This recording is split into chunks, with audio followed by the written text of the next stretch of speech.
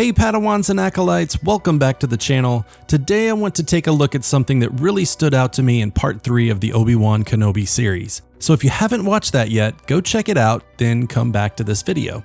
And with that spoiler warning, let's go ahead and get right into it. There's so much that happened in this episode, and there are so many things we could talk about. But what really stood out to me was the safe room Tala took Obi-Wan and Leia to on Mapuzo. There we learned about the Path, an underground network of safe houses and people committed to getting the Jedi who survived Order 66 to safety. This of course brought to mind the Underground Railroad during the American Civil War and those who risked their lives to do what was right.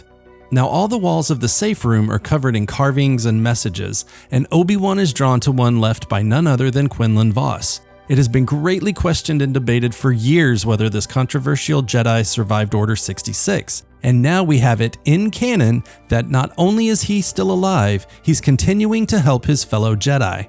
But for me, it wasn't Obi-Wan and Leia's time here. It was Reva discovering that room that really caught my attention.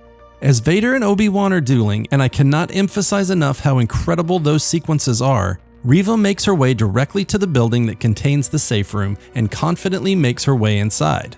Walking around the repair shed, or whatever this facility is, her attention is quickly drawn to the secret entrance to the safe room, and without hesitation, she uses the Force to remove the shelving and activate the secret lever to open the safe room door. Now at this point, I was honestly not happy. I know she's a trained Force user, but this was getting a little too on the nose for me. But then Reva does something I wasn't expecting. After cautiously entering the room, she steps inside and pauses to look around.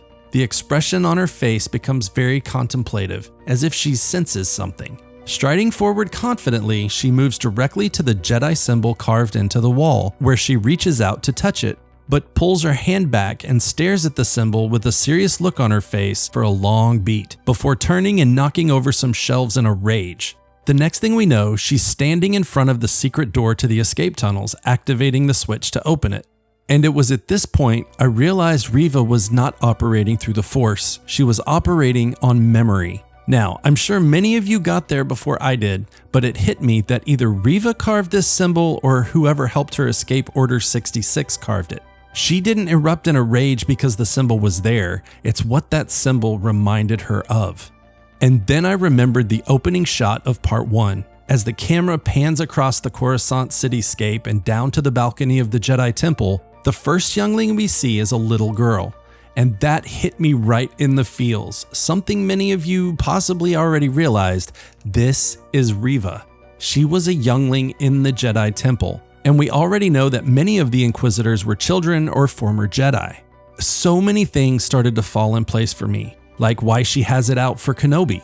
She's not just trying to gain favor in Darth Vader's eyes, she blames Obi-Wan. Blames him for the fall of the Republic, for the destruction of the Jedi.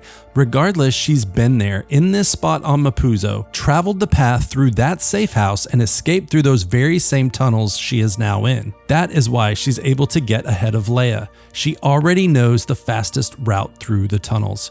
But for now, that's all we have. There's still 3 more episodes in this series, and there's a lot of story left to be told. Let me know what you think about this by commenting below and what other thoughts you have on the Kenobi show. I love to talk through ideas and theories, so I always want to hear what others are thinking.